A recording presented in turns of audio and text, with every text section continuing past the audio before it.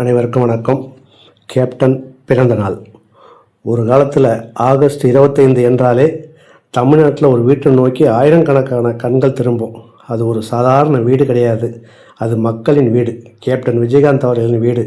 அவருடைய பிறந்தநாள் என்றாலே அந்த வீட்டை சுற்றியும் பஸ்ஸு, வேனு, காரு, இருசக்கர வாகனம் என்று வாகனங்கள் வரிசை கட்டி நிற்கும்.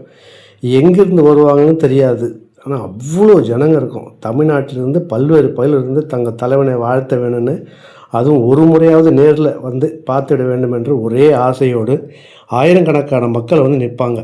அந்த இடமே ஒரு திருவிழா கோலம் போல் இருக்கும். அதாவது வாழ்த்து சொல்ல வந்தவர்கள் மட்டும் கிடையாது, கேப்டனை தங்களுடைய குடும்பத்தில் ஒருவராக நினைத்தவர்கள், தங்களுடைய வீட்டை பிள்ளையாக நினைத்தவர்கள், தங்களுடைய தலைவனாக ஏற்றுக்கொண்டவர்கள் அத்தனை பேரும் அங்கே இருப்பார்கள். இதுதான் கேப்டன் விஜயகாந்த். திரைத்துறையில் ஒரு நடிகராக வந்தார், ஆனால் மக்கள் மனதில் ஒரு குடும்ப உறுப்பினராகவே இடம் பிடித்தார். அவர் ஹீரோவாக நடித்தாலும் திரையில் அவர் பேசும் ஒவ்வொரு வசனத்திலும் ஒரு நியாயம் இருக்கும். அவர் நடித்த கதாபாத்திரங்கள் ஒரு மனிதநேயம் இருக்கும். அதனால தான் விஜயகாந்த் என்ற பெயர் வெறும் ஒரு நடிகரின் பெயராக மட்டும் நின்றுவிடவில்லை, அது ஒரு உணர்வாக மாறியது. மக்களுக்காக குரல் கொடுத்தார், ஏழைகளுக்காக பேசினார், உதவி தேவைப்படும் மனிதர்களை தன்னால் முடிந்த அளவுக்கு கை தூக்கிவிட்டார். அதனால்தான் அவருடைய பிறந்த நாளுக்கு மக்கள் கூட்டமாக வந்தார்கள். அவரை பார்க்க வேண்டும் என்பதற்காக மட்டும் கிடையாது, அவர்கிட்ட இருக்கிற அந்த அன்பை திரும்ப ஒரு முறை உணர வேண்டும் அந்த அன்பை உணரணுமென்றதுக்காகவே நிறைய பேர் வருவாங்க அங்கே. கேப்டன் என்ற பெயர் அவருக்கு எப்படி வந்தது என்று பார்த்தால் அதற்கு பின்னால் அவருடைய ரசிகர்களின் அன்பும் அவருடைய ஆளுமையும் இருக்கிறது.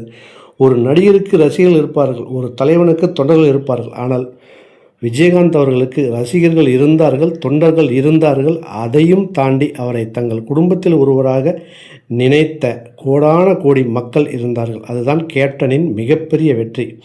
பதவி, அதிகாரம், பணம் இது எதுவுமே நிரந்தரமானது அல்ல. ஆனால் ஒரு மனிதன் மக்களின் மனதில் சம்பாதித்து வைக்கும் இடம், அதை எந்த அதிகாரத்தாலும் அளிக்க முடியாது. அந்த இடத்தை தான் கேப்டன் விஜயகாந்த் அவர்கள் தன்னுடைய வாழ்க்கையில் சம்பாதிச்சு வச்சிருக்கிறார். இன்றும் நம்மோடு உடலாக இல்லை, ஆனால் அவர் விட்டு சென்ற நினைவுகள் இருக்கின்றன, அவர் நடித்த திரைப்படங்கள் இருக்கின்றன, அவர் பேசிய வார்த்தைகள் இருக்கின்றன, அவர் செய்த உதவிகள் இருக்கின்றன. முக்கியமாக அவரை இன்னும் நினைத்து கண்ணீர் விடும் மக்கள் இருக்கிறார்கள். அதுதான் ஒரு மனிதனுடைய உண்மையான சாதனை. ஒரு பிறந்தநாள் வந்தால் மக்கள் வாழ்த்து சொல்வார்கள், ஆனால் ஒரு மனிதர் இல்லாத நிலையிலும் அவருடைய பிறந்தநாளை மக்கள் நினைத்து கொண்டார்கள் என்றால் அந்த மனிதர் மக்களின் மனதில் எவ்வளவு ஆழமாக இடம் பிடித்திருக்கிறார் என்பதை அதிலிருந்து புரிந்து கொள்ள வேண்டும். கேப்டன் விஜயகாந்த் இந்த பெயரை சொன்னாலே ஒரு கம்பீரம், ஒரு நேர்மை, ஒரு மனிதநேயம், ஒரு பாசம், ஒரு தலைமைத்துவம் அவர்கிட்ட தான் பார்க்க முடியும். அவருடைய பிறந்தநாளை அவர் நினைத்து பார்க்கும் ஒவ்வொருவரின் மனதிலும் ஒரு கேள்வி எழலாம், இப்படி ஒரு மனிதர் மீண்டும் வருவாரா தெரியாது. ஆனால் அப்படிப்பட்ட ஒரு மனிதரை மக்கள் மறந்து விடுவார்களா? நிச்சயமாக இல்லை. ஏனென்றால் திரையில் நடித்த நடிகர்கள் காலத்தோடு மறைந்து போகலாம், ஆனால் அவர்களின் கண்ணீரை துடைத்த மனிதர்கள் மக்களின் மனதில் என்றும் வாழ்வார்கள். அப்படிப்பட்ட மனிதர் தான் இந்த கேப்டன் விஜயகாந்த் அவர்கள். புரட்சி கலைஞர் கேப்டன், மக்களின் அன்பை வென்ற மனிதர். இன்று அவரது பிறந்தநாள். உடலால் நம்மிடையே இல்லாவிட்டாலும் அவருடைய நினைவுகள் என்றென்றும் நம்மோடு இருக்கும். கேப்டன் அவர்களுக்கு எங்கள் இதயம் கனிந்த பிறந்தநாள் நல்வாழ்த்துக்கள். நீங்கள் வாழ்ந்த காலத்தை விட நீங்கள் விட்டு சென்ற நினைவுகள் இன்னும் நீண்ட காலம் வாழட்டும். மக்களின் மனதில் என்றென்றும் கேப்டனாகவே வாழுங்கள். கேப்டன் விஜயகாந்த் வாழ்க, அவருடைய புகழ் வாழ்க. இது மட்டும் இல்லாமல் அவருடைய ஆஃபீஸு டி நகரில் இருக்குது. அங்கே ஒவ்வொரு நாளும் குறைஞ்சது ஒரு 300 பேருக்கு மேலேயாச்சும் சாப்பாடு போடுவாங்க. தினமும் சாப்பாடு, அது லீவு நாளுன்றதெல்லாம் கிடையவே கிடையாது. அப்படி அன்னமிட்ட கை அவருடைய கை. அது மட்டும் இல்லாமல் அவருடைய வீட்டுக்கு யார் போனாலும் முதல்ல டீ சாப்பிடும், காஃபி சாப்பிடலாம் கிடையாது. சாப்பாடு சாப்பிட்டீங்களா, இல்லையா, முதல்ல போய் சாப்பிட்டு வாங்கணுவாங்க. எப்பயுமே அடுப்பு எரிஞ்சிக்கிட்டு இருக்கோம். அதுக்கு தனி ஒரு சமையல்காரை போட்டு அவருக்கு அசிஸ்டண்ட்டை போட்டு நாங்கள் பார்த்த காலம் வரைக்கும், அவர் இருந்த காலம் வரைக்கும் அதெல்லாம் நடந்துட்டு இருந்தது. அப்படி ஒரு மனிதர். அவர் விட்டு சென்ற எண்ணங்களும் அவருடைய பாதைகளும், அவருடைய மனைவி இருக்காங்க இல்லையா, பிரேமலதா விஜயகாந்த் அம்மா, அவங்களும் அவருடைய பிள்ளைகளும் உண்மையிலே எடுத்து நடத்துகிறாங்க. அந்த வரும் மக்களை அந்த அளவுக்கு ஒரு அனுசரித்து அன்பாக அவர் உபசரிக்கிறதுங்கிறது பெரிய விஷயம். அந்த வேலையை அவங்க செய்கிறாங்க. அந்த அம்மாவும் இப்போ எம்எல்ஏ இருக்காங்க. மக்களுக்காக சட்டமன்றத்தில் அந்தளவுக்கு போல்டாக குரல் கொடுத்துட்ருக்குறாங்க. இது ஒரு நல்ல ஒரு ஆரோக்கியமான விஷயம்தான். உண்மையிலே அந்த பிள்ளைகளும் மிக நல்ல ஒரு லெவலுக்கு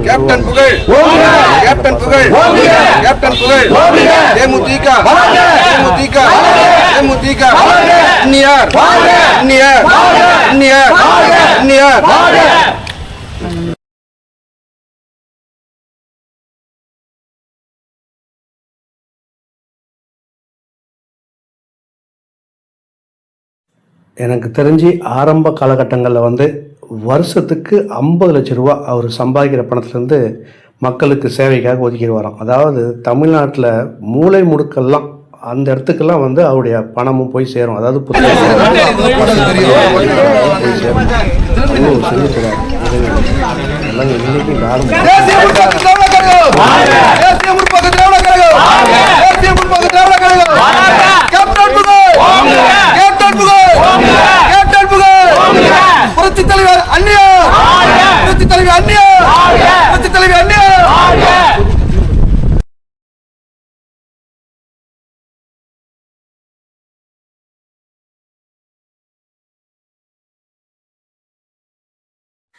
நட்புக்கு அப்படி ஒரு முக்கியத்துவம் கொடுக்குற ஒரு மனிதர் அவர்.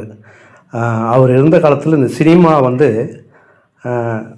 நடிகர் சங்கம் வந்து ரொம்ப ஒரு கடனில் இருந்த காலகட்டங்கள். அந்த காலகட்டங்களில் வந்து யார் யாரோ வந்தாங்க, தலைவராக இருந்தாங்க, போனாங்க. ஆனால் யாருமே செய்யாத ஒரு விஷயத்தை வந்து இவர் எல்லா நடிகர்களும் சேர்த்து இந்த வெளிநாட்டுக்கு கொண்டு போயிட்டு அந்த ஷோ நடத்தி அதில் வரும் பணத்தை வந்து அந்த கடன் அடைச்சிருக்கார். அது வந்து யாருமே செய்யாத ஒரு மாபெரும் சாதனையை வந்து அவர் செஞ்சுருக்கிறாரு. உண்மையிலே அதுக்காக வந்து தமிழ் திரையுலகம் அவ்வளோ பேர் வந்து அவருக்கு நன்றி கடன் பட்டிருக்கிறாங்க. அதெல்லாம் மறக்க முடியாத ஒரு மிகப்பெரிய ஒரு சாதனை. உண்மையிலேயே எனக்கு இந்த நாளில் வந்து இந்த வீட்டுக்கு வந்து இது போல் ஒரு விசேஷத்தில் கலந்துக்கிட்டு இந்த ஒரு படப்பிடிப்பு பண்ணி என்னுடைய ஆரி பயோஸ்கோப் யூடியூப் சேனலில் வெளியிடுவதற்கு எனக்கு உண்மையிலே மிகப்பெரிய ஒரு வாய்ப்பு கிடைச்சது. அது எனக்கு ரொம்ப சந்தோஷமாக இருக்குது. ஏன்னா இப்படி ஒரு இது வந்து நான் வந்து பார்த்துருக்குறேன், வெளியிலேருந்து பார்த்துருக்கேன், போயிருக்க வந்திருக்கேன். நம்மளுடைய ஆரி பயோஸ்கோப் யூடியூப் சேனலில் வந்து இதை நம்ம பதிவிடுவோமா அப்படிங்கிற போது ஒரு மிகப்பெரிய ஒரு இதாக இருந்தது. அது இன்றைக்கி நிறைவேறிச்சு. இது மட்டும் இல்லை, போன வருஷம் கூட ஒரு பாடல் நம்ம நண்பர் ஒருத்தர் கவிஞர் சண்முகராஜான்னு சொல்லிட்டு அவர் வந்து ஒரு பாடல் எழுதியிருந்தார். பாடல் எழுதி இசை அதில் வடிவமைச்சு எல்லாம் வச்சுருந்தாங்க. அந்த பாட்டு வந்து கேப்டனுடைய அவருடைய அந்த அவர் உறக்கமாக இருக்கார் இல்லையா, அங்கேயே போய் அந்த பாடலை வந்து வெளியிட்டாங்க. அந்த பாடலும் ரொம்ப நல்லா இருக்கும். முடிஞ்சால் இந்த இதில் வந்து லிங்க்கில் தரேன், அந்த பாடலையும் கேளுங்க, அந்த வீடியோவையும் பாருங்கள், ரொம்ப நல்லாயிருக்கும். ஓகே, வாழ்க கேப்டன் புகழ், வளர்க கேப்டன் புகழ்.